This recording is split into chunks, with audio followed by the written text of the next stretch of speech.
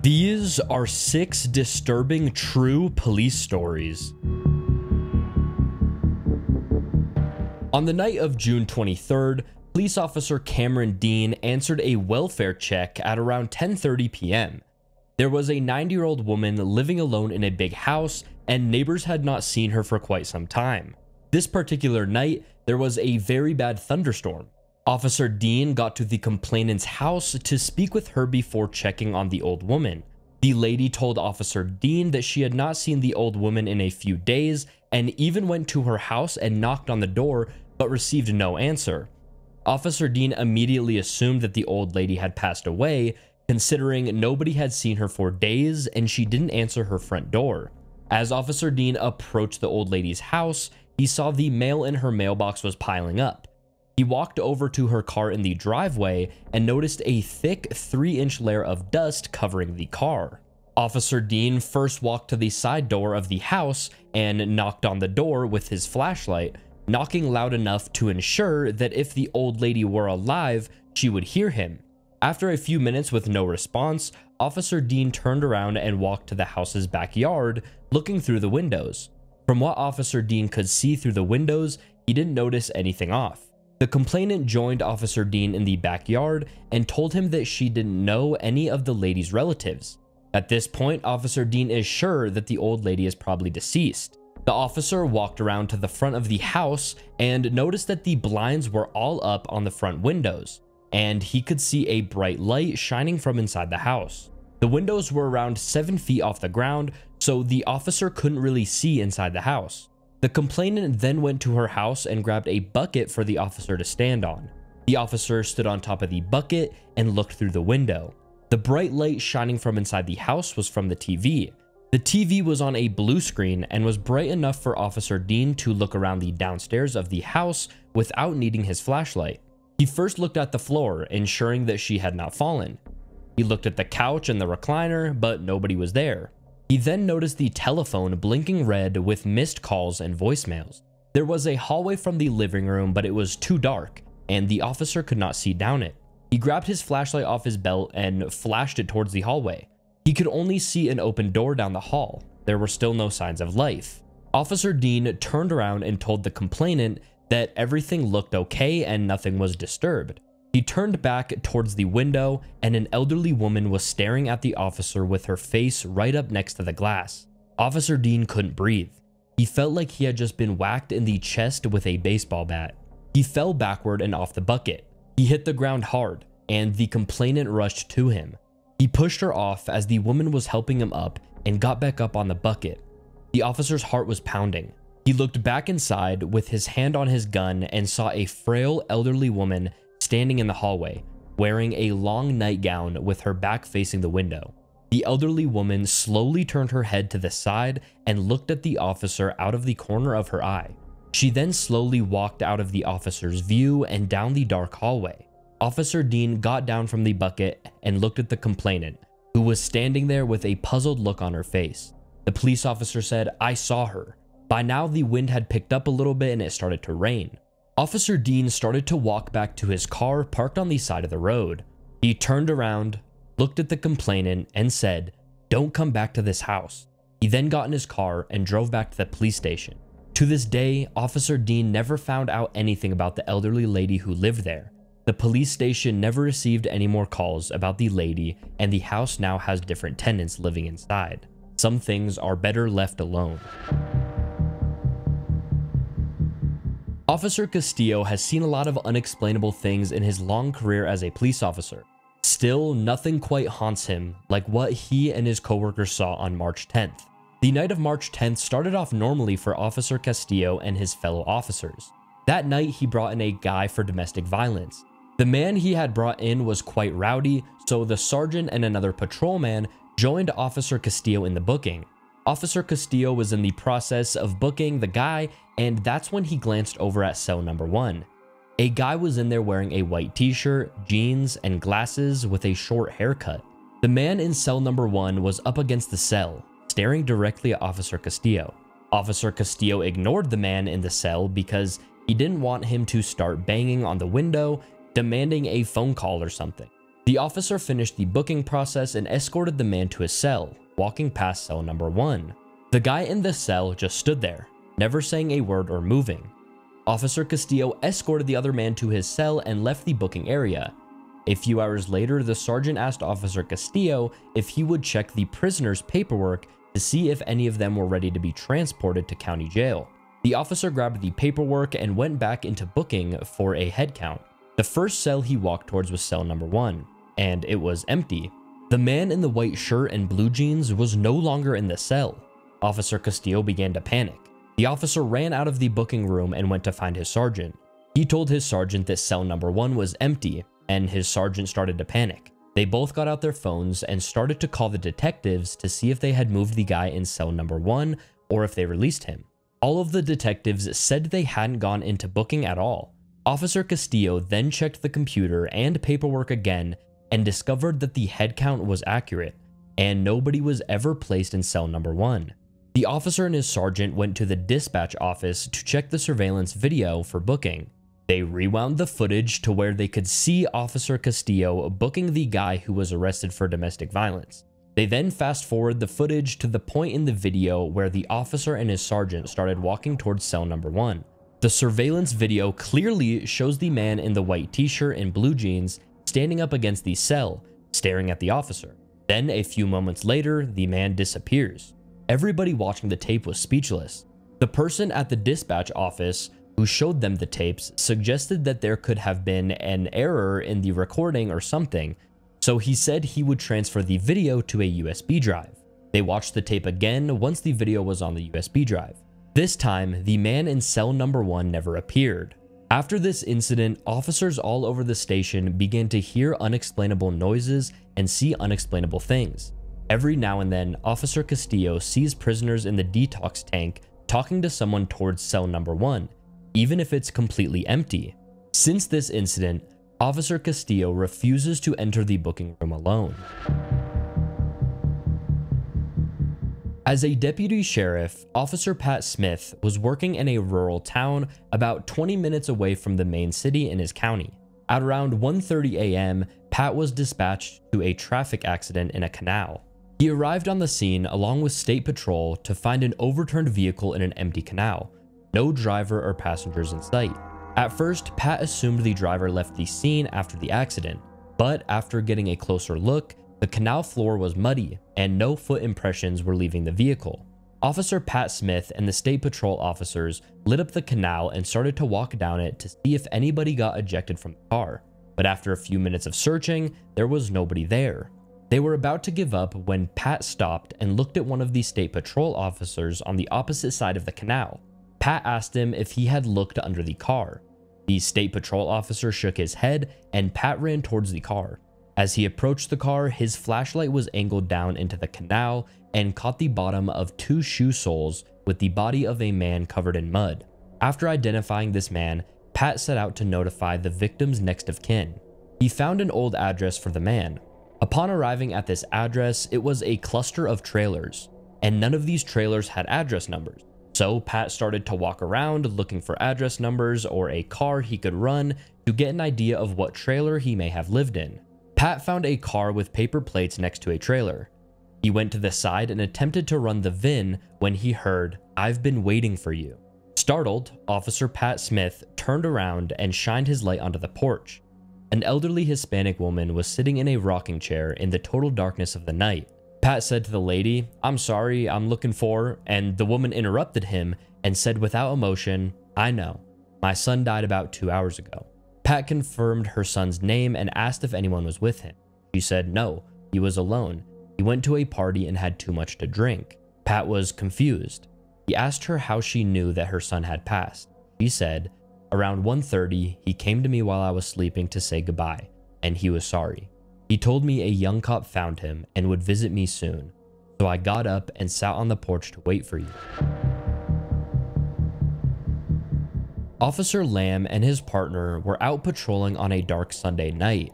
Suddenly, the 2 officers get a call that says a man wants his wife taken to the psychiatric center and wants police to give her a ride there. The 2 officers looked at each other and sighed.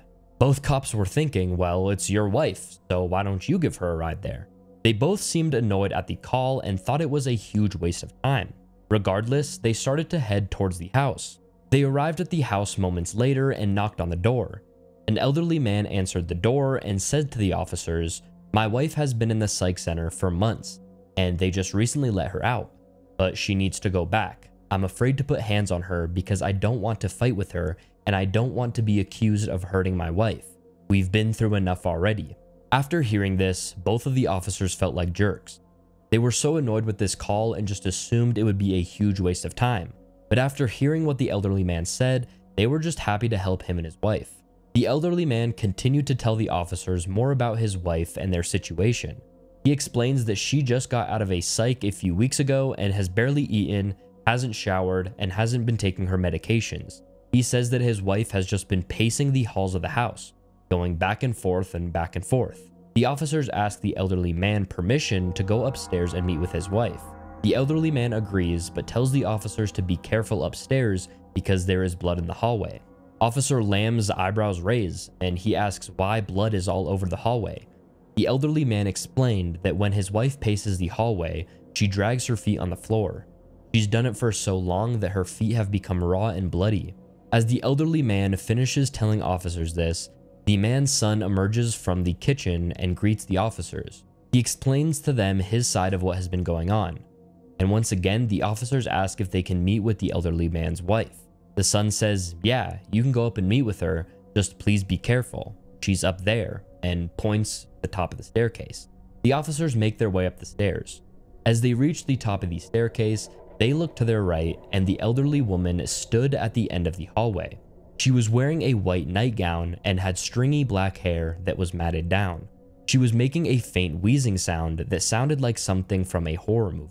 The two officers looked at each other, their eyebrows raised as they made eye contact with each other. The two officers looked back at the elderly woman, and this time, she made eye contact with them. She started to walk towards the officers. As soon as she was about a foot away from the two officers, she turned around and returned to where she was originally standing. Then she started to pace. She would get right in front of the officers, then turn around and go back to the end of the hallway. She was still making a wheezing sound, and her feet were dragging across the hard wood. The two officers stood there, frozen. They weren't sure how they were going to approach the situation. As the elderly woman approached the officers again, she stopped right in front of Officer Lamb's partner and stared into his eyes. The officer started to talk to the woman, asking her questions. In the middle of him asking questions, the woman slowly started to turn her head towards Officer Lamb. She and Officer Lamb were now staring at each other. Immediately, a chill went down Officer Lamb's spine. He felt as if something in her was watching. It wasn't like he was looking at her and she was looking at him. Something was different. The son comes up the stairs, and Officer Lamb breaks eye contact with the elderly woman. The son starts talking to the officers and then heads towards his room. The son pulls out a key from his pocket and unlocks his bedroom door. Officer Lamb noticed that the lock on the son's bedroom door wasn't a standard one that you would see on a bedroom door. He had installed a deadbolt to his door. Officer Lamb finds this extremely odd, but at this moment, he just wanted to get the lady out of the house and to the psychiatric center. He tells his partner they must speed this up and get her out of the house. That's when the son says something unforgettable. He looks at Officer Lamb and says, "Sir, this is nothing." Officer Lamb replies, "What do you mean this is nothing?" The son answers, "You should hear it at night." Officer Lamb was shocked. He asked the son, "This is your mother and you refer to her as it?" The son replies, "That's not my mom. I don't know what that is, but I can tell you right now that is not my mother. That's why I have the lock on my door." Then the elderly man walked up the stairs with a stack of 5x7 photos in his hand. He handed them to the officer and they started to look through them. All of the photos were of a beautiful woman with long black hair. Officer Lamb asked the elderly man who the woman was in the pictures. The elderly man told him that these were pictures of his wife. Officer Lamb looked at the elderly woman standing in front of him and then back at the picture. The woman in the pictures looked nothing like the woman standing before him. Officer Lamb whispered to the elderly man, asking him what happened to her. The man replied, saying that he didn't know. Officer Lamb then asked if she had had a history of drug use or was an addict, and the elderly man shook his head and said she was not an addict and didn't have a history of drugs. He said that one morning he woke up and could barely recognize his wife. The two officers then escorted the lady out of the house and drove her to the psychiatric center. The whole time, in the back of the cop car, the woman was staring straight ahead, still making that horrific wheezing noise. The two officers dropped her off at the psychiatric center, and that was the last time the two officers saw that lady.